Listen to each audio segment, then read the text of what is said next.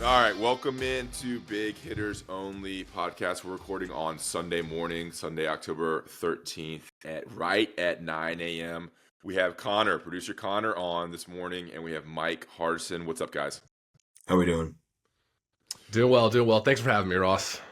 Yeah, so we just want to start off talking a little bit about and kind of mentioning and honoring Tylee Craft, UNC wide receiver, who I don't think he played too much at UNC, but came in as a scholarship player, and he passed away on, I think it was Saturday morning, potentially before the game. He had gone to hospice on Thursday.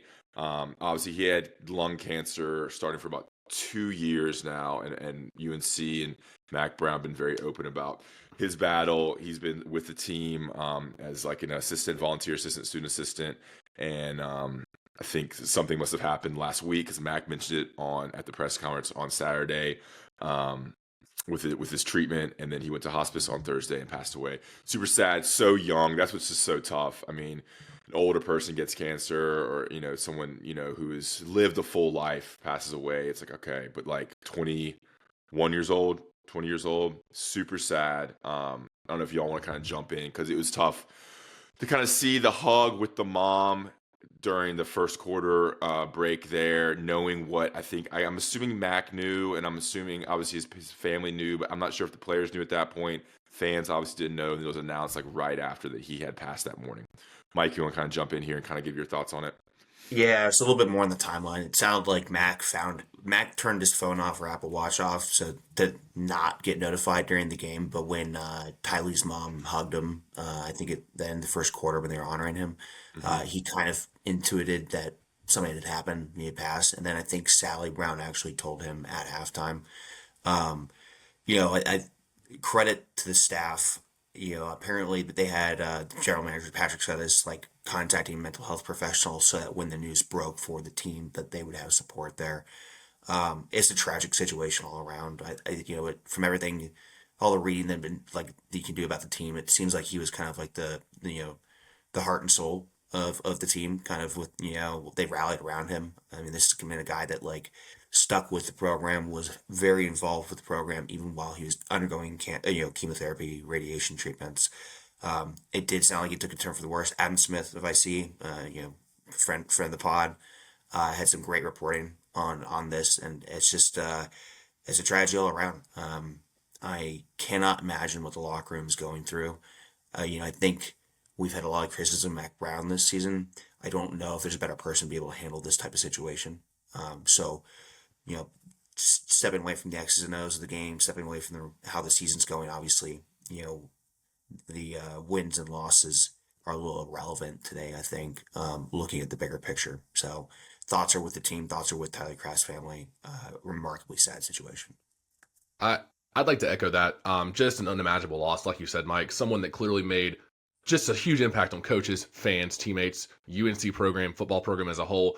And like you said, for as much grief, as much shit as we give this program or Mac Brown or whatever, and some of it deservedly so, the way they handled this situation, I think was first class. Genuinely. You saw all the Craft Strong shirts. That hasn't always been a priority for Mac Brown in every press conference. He's always asked about it. He's always sending thoughts and prayers. He's been a professional about it. So I think the way they handled that was great. And I really, you're right. Just to echo that, I can't imagine what that team is going through in that locker room. And, just rest in peace, honestly. You saw that hug that Mac shared with Tylee's mom September. It was like a 13-second or 20-second hug. It was like you just kind of felt that Mac was the right person and was doing was saying the right things, and kind of his experience level. He's probably handled deaths with teams and related to teams a long time, and he is the right person in that situation to comfort the mother who's probably going through all sort of emotions in that moment, probably not even not able to kind of comprehend what happened losing your son. You never want to bury your kid, obviously. And yeah, I mean, losing people. I had a really close friend die in April, and like losing someone before when they're young is super tough because you think about all the time they have left in life to achieve and to get married and have kids and be an adult. And when you lose someone before they even get to their mid-20s, it's super sad. Yeah, and it kind of puts it into perspective. I was at the game. I was having beers and hanging out with friends and laughing, and like You have a player die. It's kind of like, God, it's very, I very think emotional thing. it speaks to how well the Browns, both Mac and Sally, have handled all of this, and how close they were to the Kraft family, that Tylee passed in the morning and his family still came to the game, in his honor. I can't imagine going through that and then proceeding to go to a football game with what you're saying. Like, you've got tens of thousands of people living their lives happy there for entertainment, and you're coming because of the connection you have to the team, and you knew how much the team meant to Tylee.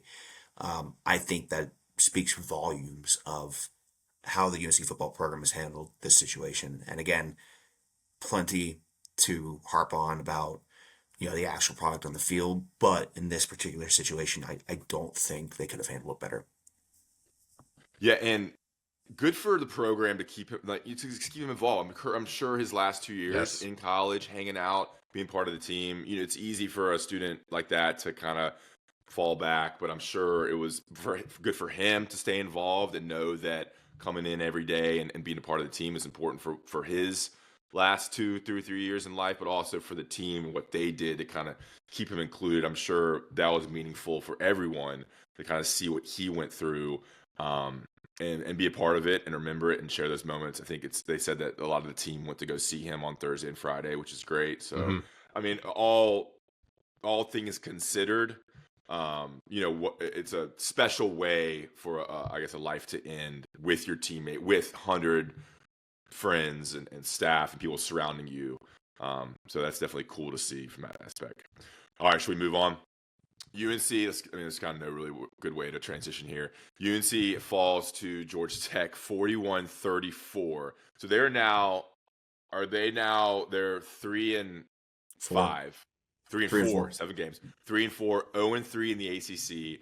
Tough way to lose. They were in it the whole game. It was a kind of a back and forth game. Georgia Tech got a double-digit lead, and then UNC came back, and then they tied it with like 44 seconds left, and then Georgia Tech got the ball and ran just up the middle play to crush UNC and pretty much end the game right there. Mike, your initial thoughts of this game? We'll get into some particulars before kind of breaking down our thoughts in general on this team right now.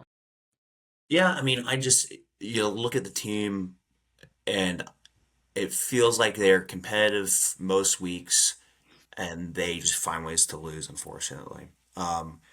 We were down 10 with 7 minutes in the fourth quarter. They battled back. They made stops when they needed to. The offense made plays when they needed to. They tied the game. Honestly, when I was watching it live, I thought Georgia Tech was playing for overtime when they were running the ball, and they just gave up a chunk play and took it to the house. Credit to Georgia Tech. I mean, the rushing offense for them, for the Yellow Jackets, is no joke. I think they rushed for 371 yards total on us. It just felt like more often than not, we couldn't get the stops when we need them. And I think that is more the theme of the season than anything else, is that when one side needs to make a play, they seem incapable.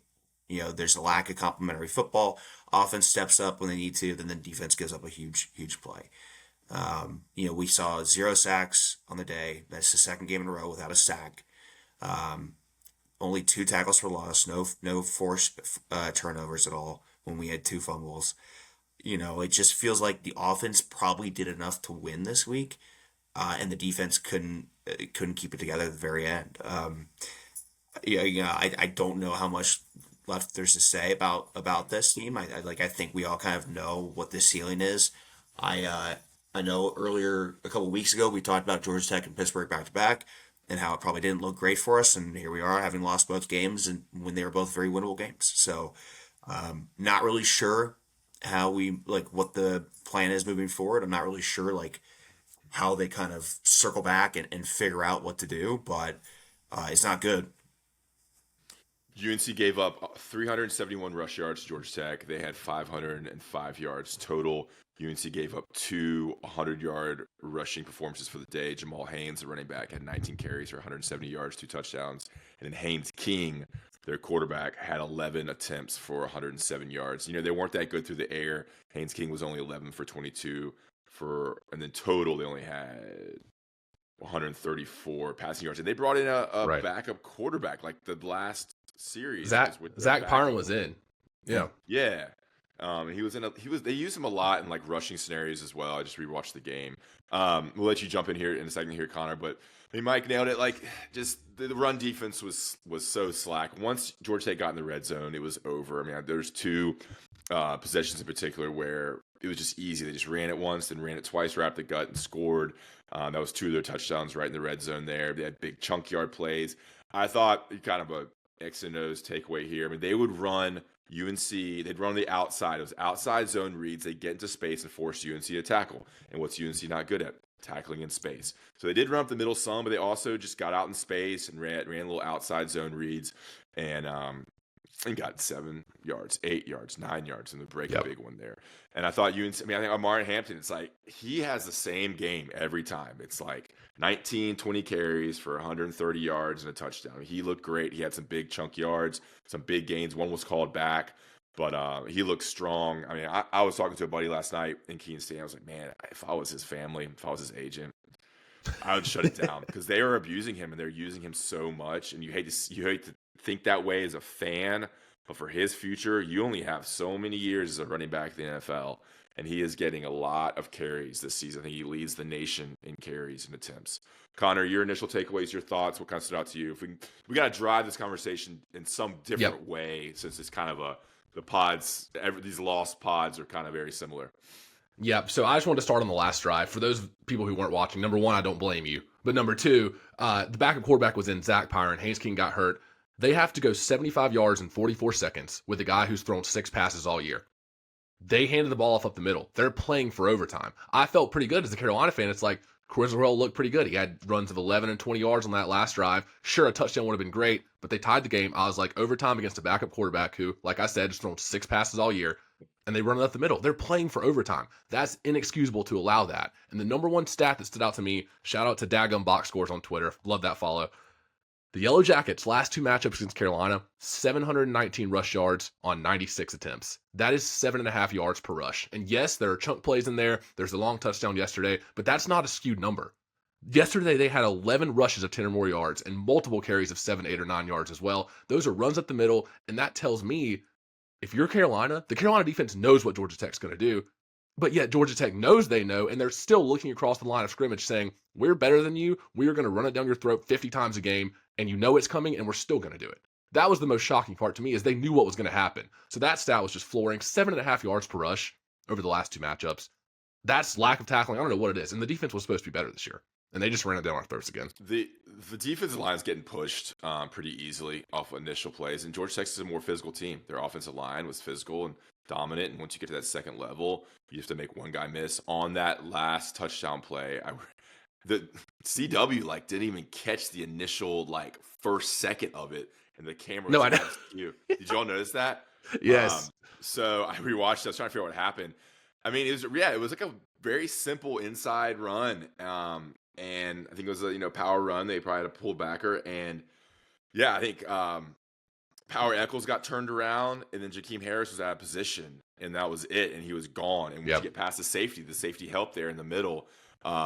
He was gone, and then you had cornerbacks and safeties trying to chase him down, and it was too late. Just a brutal way to lose, because you do think they're all right. Minute left, they're not going to do much. They're going to play for maybe try something, but they're going to try to play for overtime. And then look, I think UNC was lucky to be there in overtime and have a chance to win. And you're sitting there like, all right, extra football, got a chance here, and just boom, you got ripped hard. I mean, it's classic UNC football to lose that way. I want to go back to UNC's offensive possession there.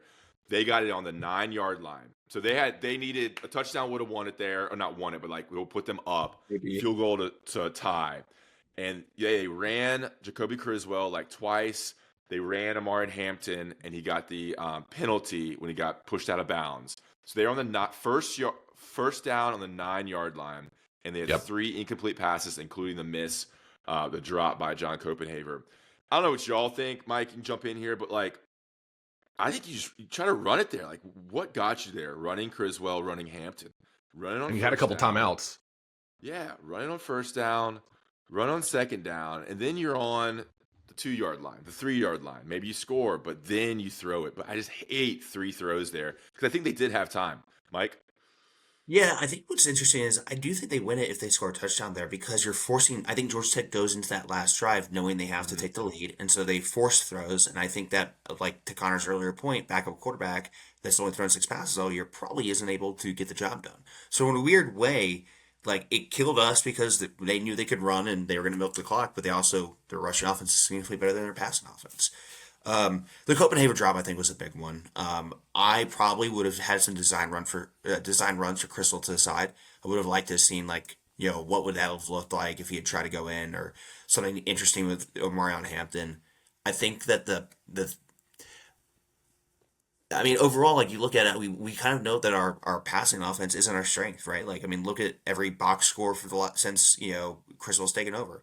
There's good. He can throw. And it's not like we are limited in that he can't get the ball down the field a little bit. But I think our strengths are definitely Marion Hampton or like other designed runs. So yeah, to your point, like I think I would have liked to at least seen one, as opposed to three attempts in the end zone and just taking the field goal. To me, though, the Copenhagen drop was right on the money. Like that kind of Yeah. hurt. I love John Copenhagen. I do think he is a bright spot for this team. Like compared to the rest of the year, but right then that probably wins the game on a day you really need a win. So Yeah. tough to see. Tough to see. Yeah, I mean, yeah, I mean, no knock to Criswell. He put the ball in there, and Copenhagen dropped it, so they had the touchdown. You just got to catch the Yep. ball. But kind of hindsight's 2020 there. You want to also, yeah, I think running the ball, you set up a higher level success on second and third down if you're there on like the 5 yard line or the 3 yard line. Anyway, that would have been a special win.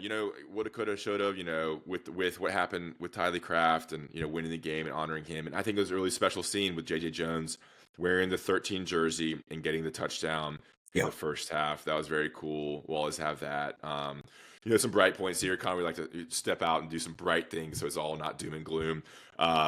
The punt return was Elijah. pretty sick. I mean, that's like you have to. This team has to have plays like that. They have to have Yep. special teams, game-winning plays, and defensive game-winning plays like an interception or fumble recovery. Jacoby Criswell had the fumble. He fumbled. I think that was the only turnover. Am I right on No, that? Nate McCollum fumbled as well. I think in the Yep. third quarter when we were down, or fourth Oh, quarter. Yeah. okay. I definitely fast forwarded through that, dude. When you're at the game, man, I just don't. I'd much rather watch it in person in terms of like, sorry, watch it at home in terms of like actually being able to analyze the game. Like, you can't Yep. hear what people are saying. You're distracted. X, Y, Z. So yeah, you miss this kind of things. Sorry about that. One positive I took away while we're on positives, I thought Criswell played a pretty good game, especially on that last drive. Like he was moving with his legs. He had 73 yards rushing. He was getting out of the pocket. I thought his decision making was better than I've seen it in games past. Like he made that decision to tuck and run early a few times, and it was the right call, especially on that last drive. I was just curious what you guys think. How much of that loss goes to Jacoby Criswell? Because I thought, like you said earlier, Mike, the offense played well enough to win that game. I don't think too much does, honestly. I think Criswell played decently. I mean, in a perfect world, that Criswell does enough there to win. I think he did multiple times. There's a nice 4th and 6 conversion. I think that he got via his legs late in the game. That was pretty Yep. crucial. He made the right calls at the right times. He made good throws for the most part. The fumble obviously you want back, but that's more of a line protection thing. Um, on a side note, I feel like Ross, you said earlier, the line's getting pushed around and the other team was more physical. I feel like if I had $1 for every time we've said that about Carolina, we wouldn't For need to be Georgia in Tech. podcasting Yeah. business. Um, other bright. I think Criswell did enough to win. I think moving forward, that's good to see because you probably can get lucky against a Wake Forest or Virginia with Criswell kind of putting up the performance he did today. So I do think like yesterday's game, in my view, was basically enough to say we probably don't lose out. So that's Yeah. positive. Again, also kind of circling back on the Copenhagen drop, like and not getting the touchdown. You also hope that if you tie the game with 40 seconds left against a predominantly Russian team, that you're going to be able to get to overtime. So like, Yep. Yes. yeah, I hate kind of doing the looking back in retrospect on the last first, second, third and goal series there because the defense should have been able to stop a running back with 40 seconds left. So Crizzle did enough. I think moving forward, it is a positive step for him. The offense did enough. The defense let him down.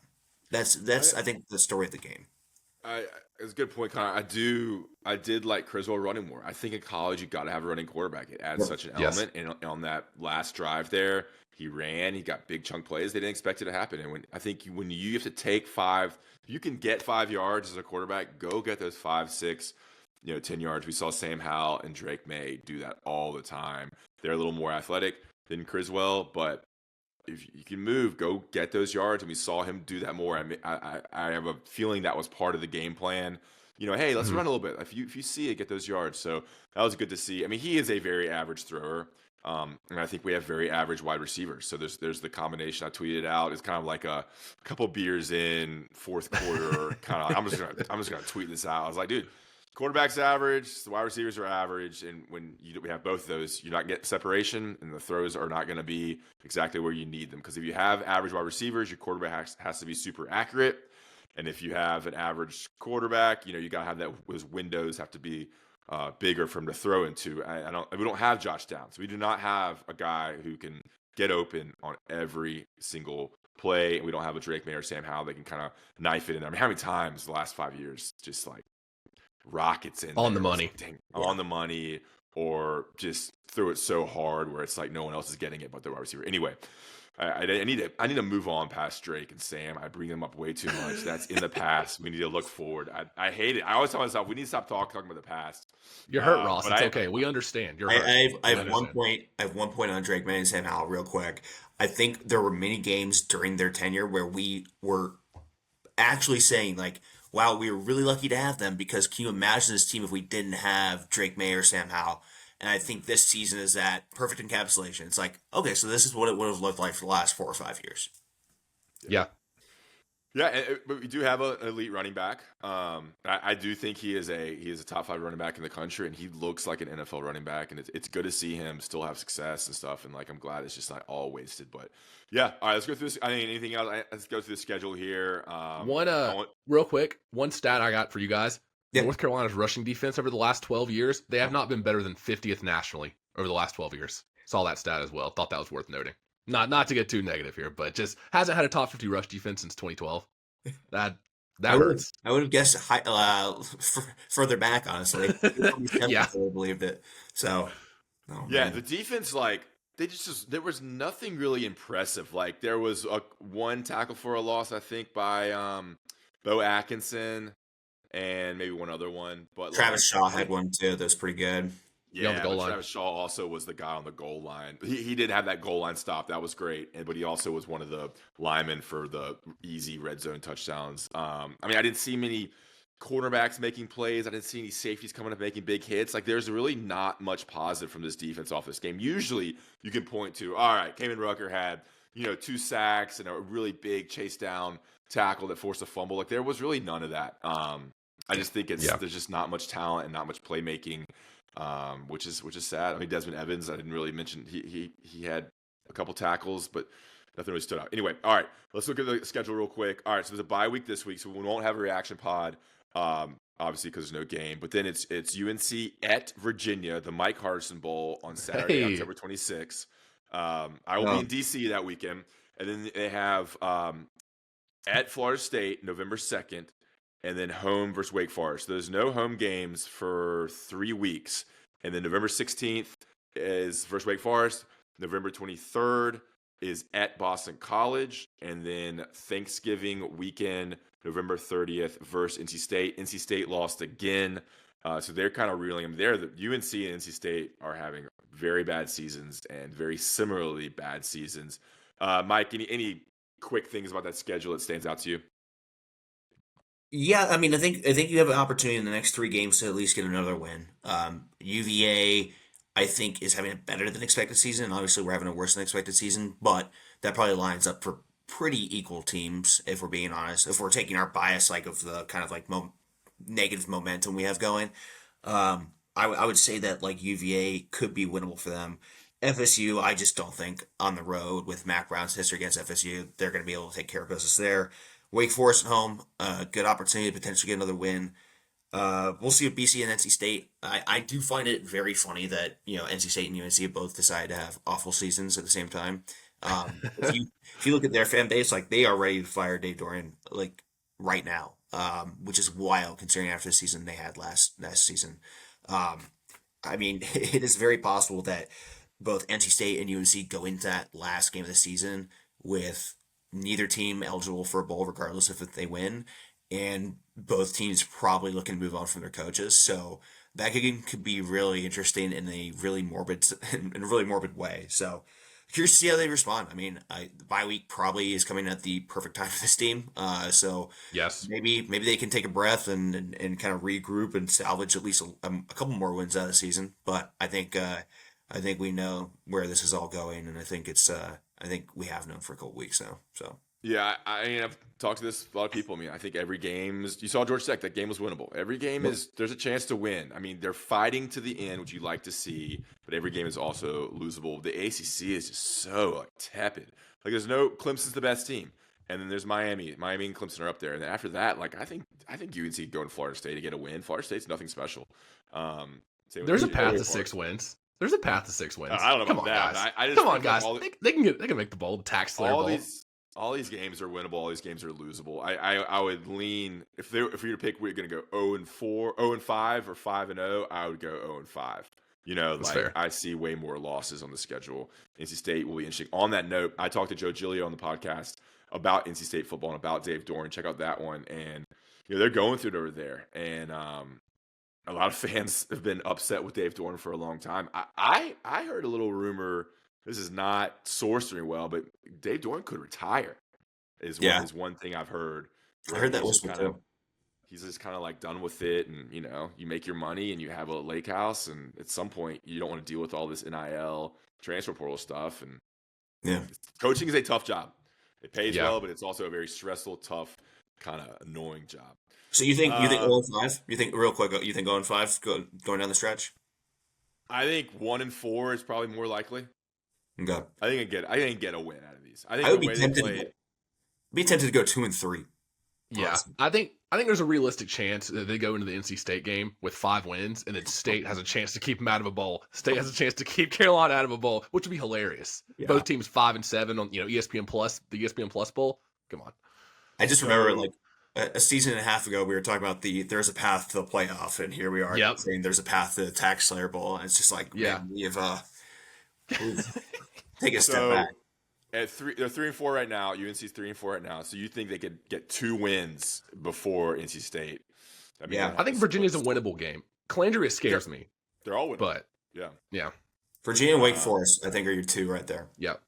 the ones Think that so, Wake's at home. Yeah. Interesting. Yeah, I don't think these teams are that good. All right, do y'all want to hit me with just a couple questions about UNC basketball? I went to the blue-white game, blue-white scrimmage. Watched it all. Nothing really super stood out, but also was an ACC Media Day. So I have a better feel for this team right now than I did a week ago. We'll get 5 minutes on this, and we'll get out of here. I'd want to start real quick. Backcourt-wise, I know we got RJ Davis, Elliot Cadeau, Seth Trimble. Like, there's a pretty good rotation there. How much does Ian Jackson contribute right away? Will he eat into any of these guys' minutes? And do we see a lot of 3-guard lineups, in your opinion, moving forward? 3-guard lineups, yes. I think there always will be 3 guards on. I guess guard wing. It's kind of confusing because it's a little bit like what is a wing, what is a forward, what's a guard. I think Ian Jackson could start at the 3. Now I think it's gonna be hard to keep Seth Trimble off the court. He looked like the best player on the court in the first half yesterday, but Elliott, RJ, Cadeau is a very short lineup. Now, I know Trimble plays a little bigger than his 6'2", 6'3", because he is super athletic, physical, strong, built, can jump. But I think you'll see that some. I could see Ian Jackson starting, but I could see Seth Trimble playing more. But I think I think the UNC's best lineup maybe be with Ian Jackson and Seth Trimble on the court at the same time. Just because it's just so athletic. It's so, that could be like a really fun closing lineup. Pick up 94 feet, yeah. Yeah, and just fly. And Ian Jackson is legit tall, so you put him at the 3, it works because he's 6'5". He's legit 6'5". He can jump, so you can guard a bigger guy if he needs to. And then Cadeau and RJ are pretty short, but those guys have to start. So then who starts at the 3, and then you kind of who starts at the 4 and the 5.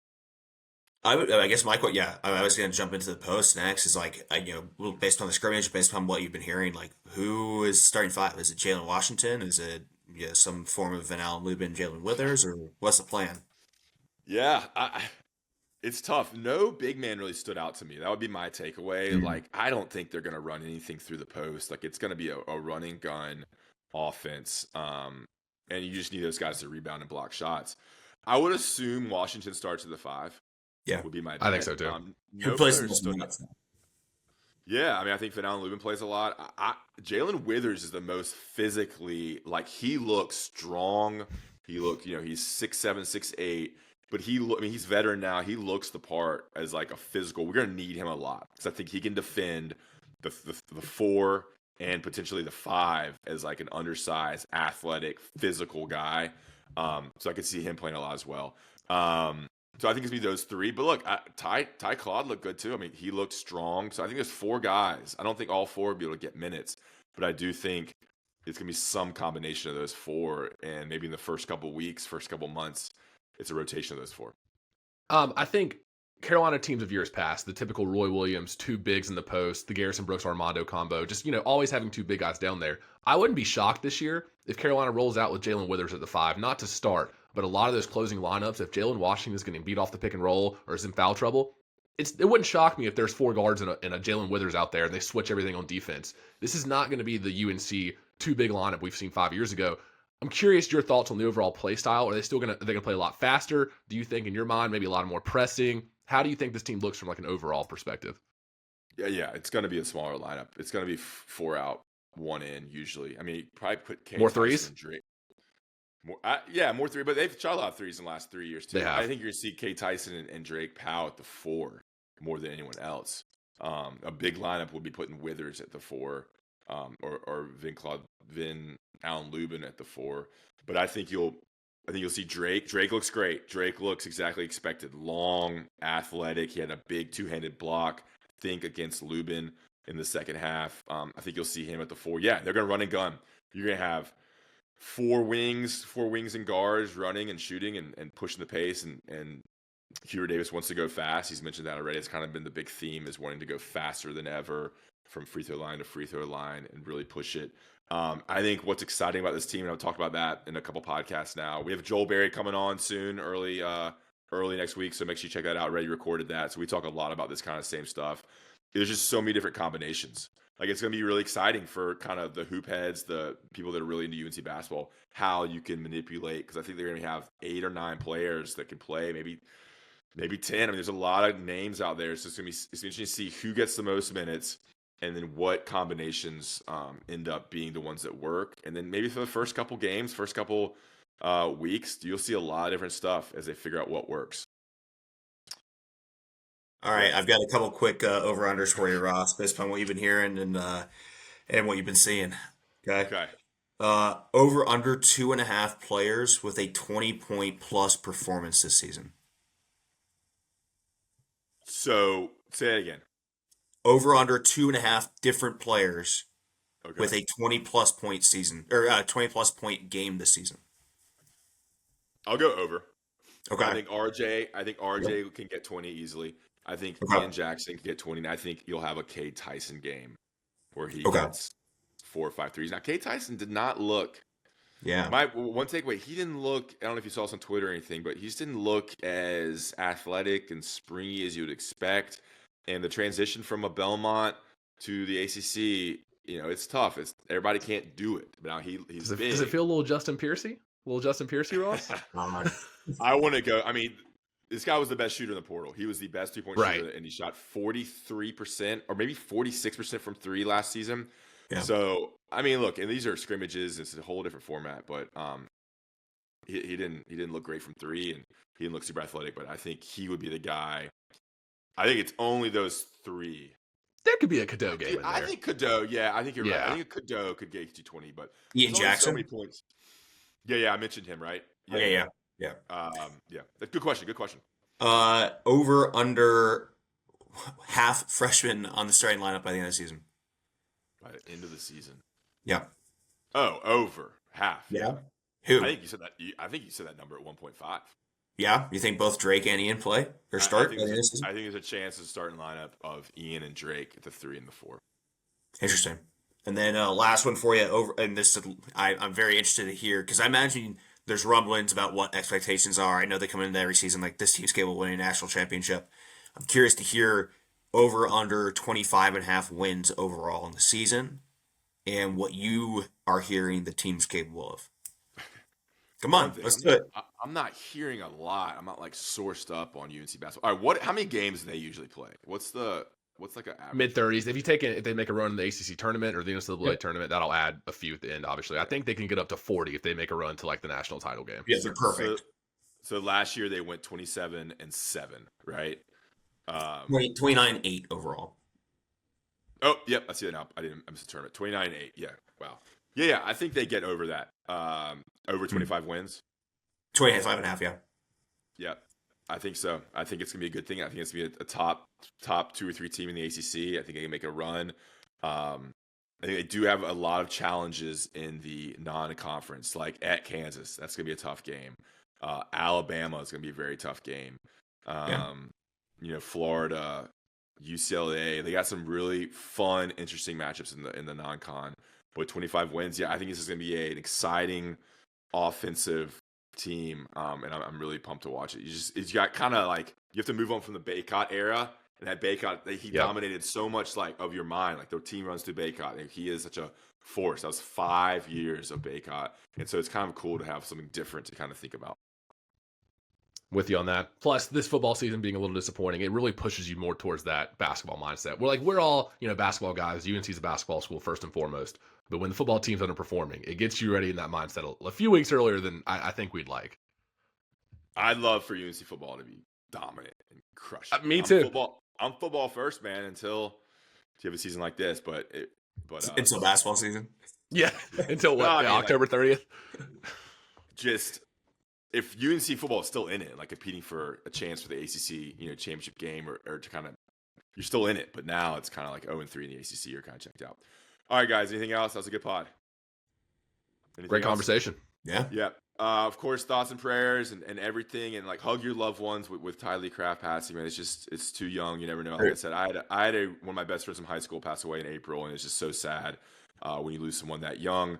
I thought we did a good job kind of incorporating that into the podcast and spending there is a GoFundMe I think out for his medical expenses, so I might try and push that out there for folks. So if you feel so inclined, I think the Tylee Craft family or the Craft family would definitely appreciate it. So I can link that. Sure. I'll link that in the description for anybody watching this.